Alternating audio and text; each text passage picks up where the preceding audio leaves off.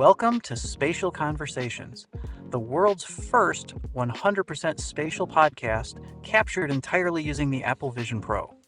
Our Spatial Conversations cover all aspects of spatial computing work in the enterprise, from design and development to business and operations. Since the launch of the Apple Vision Pro, we've heard lots of questions around how spatial computing and Apple Vision Pro fit in the enterprise. We're going to explore and answer all of those questions here.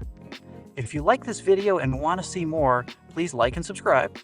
That will let us know that we should make more of these videos, and please comment if you've got topics you'd like us to cover in the future. Joining me today for our very first spatial conversation is Gary Heusner. Gary is the president of Lextech and has actively been working with our clients on spatial computing projects since the announcement of the Apple Vision Pro last year, and augmented reality projects for way before that. Gary, welcome to Spatial Conversations. Thanks, Alex. I'm excited to be here. This is really exciting. This is awesome to be together here on the moon today. I love this. Absolutely.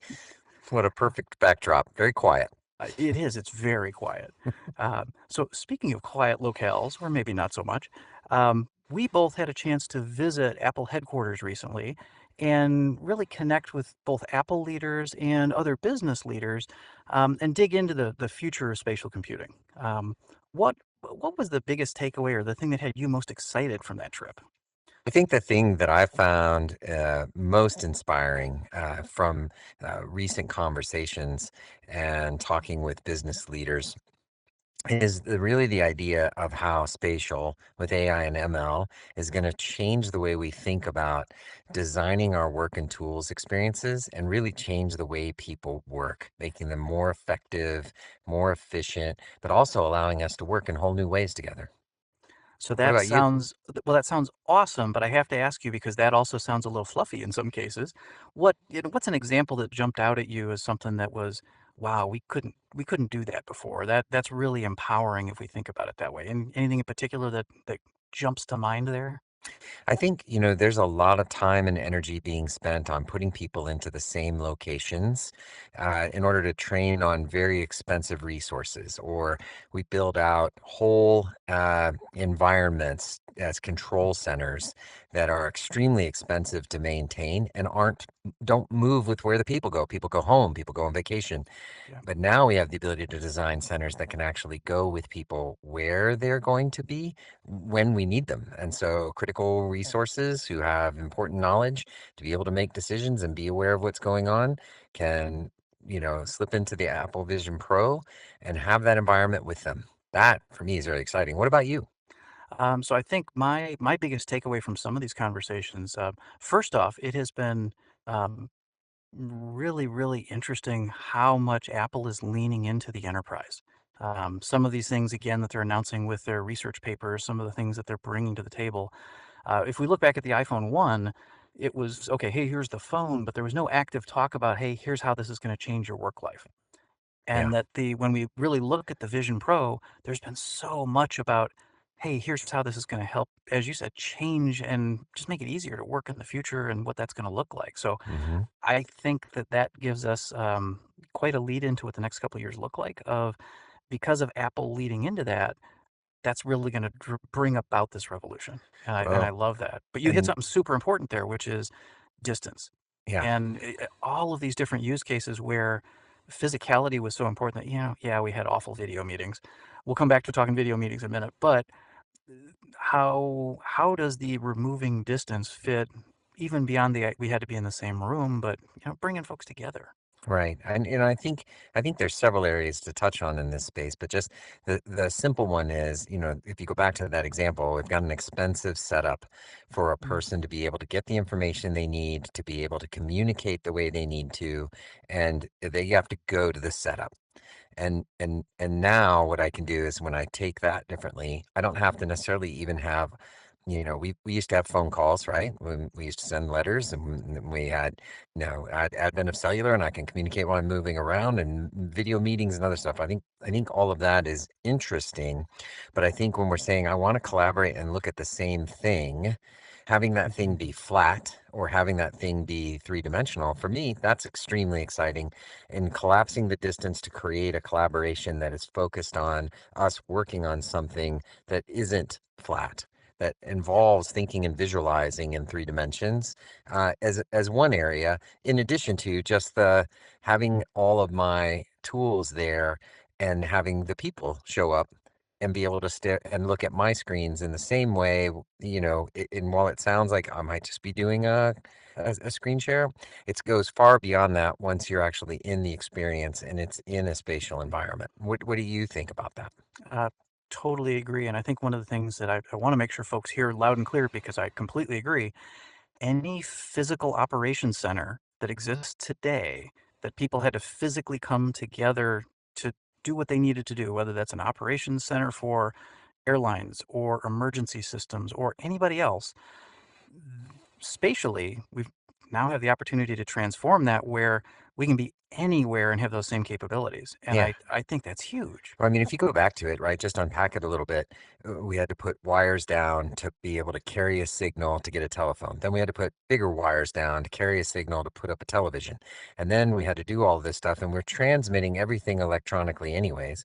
But now through Hmm. our digital mediums, right, we pass that stuff over an internet, or we pass that stuff wirelessly through cellular connections and back through the internet. And I'm building out a center, whether it's in a virtual build out center or a physical build out center. I built that for a reason, and I built it to share information, share communications, and to allow people to either make better decisions or to collaborate and make better decisions.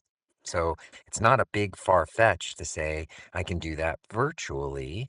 Now, I might not Hmm. have a lever next to me everywhere I go that lets me turn something on, but how far is that lever from being wired up and connected to something, from being a digital button that I press or a command that I ask for a system to do something for me? And What are your thoughts? I'm looking forward to that conversation in a future spatial conversation when we start talking about exactly Hmm. digital twins and control systems. And yeah, we're seeing lots of interesting examples on that. But again, back to that, the physical nature, was actually just having a conversation today with someone talking about it from a training perspective and how often training today Hmm. involves travel and huge investments in Yeah. facilities, not just classrooms, but simulation and other tool sets that if we can start making that available anywhere, but still make it super rich and compelling, not just flat screen computer based training, Hmm. that sounds like a really interesting opportunity. Well, technicians in the field, putting, Hmm. actual equipment you would normally sell to a customer, into an environment where somebody's going to tear it down, put it back together, tear it down, put it back together, and then maybe you can sell it again, or maybe you shouldn't, right? Like Hmm. maybe some of those steps can be saved for different times, right? And be able to space that out. Why do I need eight of those if I can have people practicing virtually with something and then come back and work on the physical as sort of a final test to get that feel and that muscle memory and motor beyond the digital so you have resistances and those things they've done in simulators and stuff for years. Yep, totally agree. So our next topic to dig into is really looking at, as we had talked about, some of these research papers that Apple has been publishing around this concept of multimodal AI, the spatial plus AI combo. Um, can you share a little bit about what does that actually mean?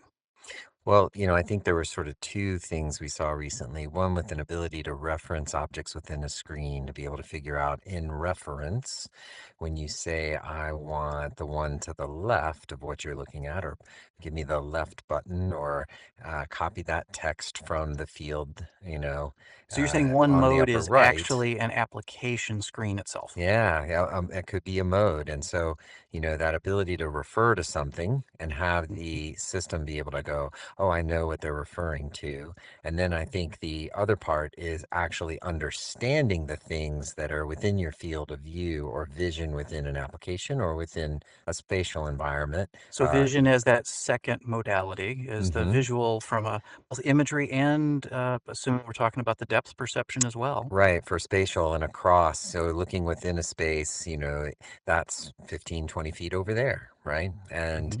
this object might be nearer, and I might be able to tag something and say, oh, I see it, over there and over here, but I want the one on the left. And where do I put the blue one, right? And being able to have that reference plus an idea of space, and then to be able to use that as information to help me do something faster, inform, fill in things for systems, or be able to run a process just that much more intelligently. Because I think you and I talked a little about this the other day. You described it in your mind as the assistant over my shoulder that knows what I'm looking at. I mean, from your standpoint, what do you think about how that changes the way things work as we go forward? What's been some of your thinking about that? And I think that so some of the modalities that you hit are really, I think they're going to be at core of this. But the two that we're all working with today is when we look at the average AI model, it's text based. So really, that single modality that people are stuck with today is just purely text, both from a what its brain contains and how we interact with it. So the Mm, two that's what excites me the most about this is that yes, we've got all that knowledge from the text, from all of the PDFs and what I'm supposed to be doing, all that kind of stuff. But going beyond pure text into, as you said, the visual, as well as the audio, the ability mhm, to have conversational interfaces, and not the assistants that we're all used to today, but actual conversations that's here. And mhm, combining all of those things, yeah, I have an intelligent assistant that's helping me do my work, that's maybe watching and pointing out things that I need to pay attention to, but we're interacting by conversing. Or maybe I'm mhm. just using my eyes to trigger some things that works too. But that's awesome, just in Yeah. terms of how simple that is to work with, how natural that is. hmm And I think that assistance, we get into a lot of complex work environments where certain rules or procedures or other things need to be followed for safety reasons, for compliance reasons. And to Mhm. be able to have these systems be able to say, hey, I noticed something, or to prompt you that a task is left open because it didn't see you go through a sequence the way that you normally do, right? Maybe you got distracted and you forgot a step. Having something that could be like, oh, yeah, don't forget, right? That, Mhm. that can be valuable done the right way, right? We don't want it to Right. be too intrusive, but done the right Exactly. way, it's like, oh, thanks, right? It's more like a friend than it is somebody who's criticizing you. I like that. It really is. It's something that's helping you, not replacing us, but it's helping us. Yeah, And because we're the not replacing judgment, right? exactly, And exactly. I think that's one of the big keys with when we start talking about these systems and we start taking a Mhm. look at the AI and what it can grow to. We're talking about being able to assist you do those things, and you are able to make better judgments and follow throughs, right? Yep. And I think where it's going to get even more powerful is, again, we started with the textual, the entire internet being siphoned into the large language models of today. But if we fast forward, we now can start feeding into, ideally private, let's come back to that, Yeah. private models of visual information. Here I am, I'm looking out on the moonscape here, visual information and spatial information, and actually feeding in the definition of the real world, hmm that now our intelligent assistant's going to be able to help us understand the physicality of things around us. The amount of Complex data that is, it's integrated going to be amazing. systems. Yeah, Yes. complex integrated systems and 3D models that it learns the components of and knows, that Mhm. this connects to that socket, or this is where that goes normally. Right. That kind of stuff, boy, it starts to mushroom really quickly, the applicability. I mean, we use YouTube videos today to figure out how to fix things. But what if you Mhm. were fixing something and your assistant could say, wait, what about step three? These things go together. That's not quite right through visual inspection. And we're using Yep. visual inspection and in a lot of places right now, but now integrate that with its having learned the object and what's right for you, right? Not just on an assembly line in fixed positions, but growing to walking around in your regular job, And when you need it. of course, what you just described that solves something for me is at home when I'm having to put it together, that piece of furniture, hmm and I miss those dowel rods in step 4 that you don't realize until step How, 14. how many times, right? How many times have we backed out and said, "Oh, darn, okay, is this going to work Exactly. twice? I think these kind of bolts only go in once, And that's and exactly what we're talking about, but yeah, being able to bringing that into the work world. Yeah. yeah, and show you in your field of view too. If we wanted to have that Mhm. guided work type of example where you do create instructions for users and they can just pull that up and go, right? And if we're talking about those systems that are learning with us, they learn those same instructions and are able to use that to be able to help you, as you're doing it. So Gary, at Lextech, we're really leaning into these spatial personas in our Hmm. really as our standard way of getting together now. Um, what was your first reaction when you had a chance to have a meeting spatially? Sure, sure, sure. I think my first reaction was, "Oh my gosh, this is so completely different." And then I went out and I did like fist bump. Yeah. And we can actually mimic some of those real things. I think, the difference being, putting a thumbs up on the video screens or having an emoji show up over you. I mean, that's good. You're showing interaction, you're committing, you're doing those things. But it's a little bit, like trying to interact on a terminal emulation versus using a GUI screen, right? There's a big jump, and then you say, oh wait, well that's actually just like paper. Now I've got depth to the people I'm looking at. I can look someone in the eye. I can Hmm. see their emotions being communicated back to me, Well, I and think with that's that that's depth. really clear right there. I mean, again, the facial expression and being able Mhm. to, and again, Right. having a one-on-one with someone at this kind of distance where, yes, I can see, as you said, all of those expressions and really understand that we just don't get from flat video. Yeah, I mean it is. I can watch people and I can be like, I think I'm seeing, but when it's in the 3D persona, I can tell you it. And here's how I knew it: working in a share play within this medium and talking through on the FaceTime and pointing to the object, but turning around and looking back at the person to see, are they Yes. tracking what I'm doing? Are Hmm. you paying attention to me? And because I'm looking at them, Yep. they were looking at me with the same intensity. They're watching what I'm doing there, and then they want to come back and look in my eyes, right? What am I communicating when I lean forward a little bit You and you try and nailed it. It's communicate? it's the eye contact. Yeah. It's the eye contact that is so magical. Right, and you can see the hands, which on the flat, right? Only if I get them up in my video, and so now my video is this wide to capture hands and do things in my background. But now, right, this piece is so communicative, and in 3 dimensions, is so natural. And one of the things that I've loved about it is, even when we've had a couple of us in the conversation, that if I turn, I'm hearing you out of my left ear, and I'm hearing that person from the right side, and spatially, I know exactly where everyone is. Oh yeah, I And that is think. such a, it's so much like being there physically. And I think an example of that.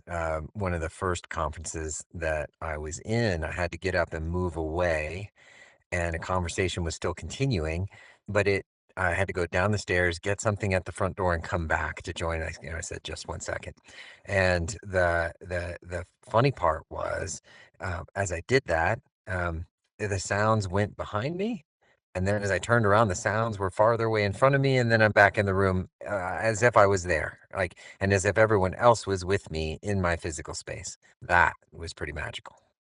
Agreed, agreed. And as you've said before, being able to bring that, whether it's a shared document or a shared application we're experiencing, but then being able to stand up and point at something, or multiple people stand in front of it. It's just like standing at the whiteboard that we used to do in the physical Mm-hmm. world. Mm-hmm. We can now stand at a board together. I mean, using an online whiteboard, definitely helpful. Glad we had them. Yeah. This changes that. It's that immersive experience I think we've all been craving. Yeah, I do think that that's true, and the reason is I can show you, I can check with you, I can go back and show you, and I can check with you, and we can be sitting there, and if you're thinking right for a moment, and you're just going, well, it's so much easier to see, and I think it's one of the great things about trying and working through these experiences, learning just how much you actually can tell Yeah, about what someone is feeling or going through. So I think it's going to bring better connections, especially that collapsing of that distance that we've talked about before. I love that. Well, Gary, thank you for jumping into this spatial conversation and exploring where these amazing spatial environments are going to take us in the future. Thank you. Alex, yeah, thank you very That's much the for fist bump. inviting We got me. to do it. Let's do it. Yeah, there we go. And I look forward to our next one being on maybe a tropical island location of some kind, right? Fun. And we'll Nice. relax and talk about some more interesting topics, I hope.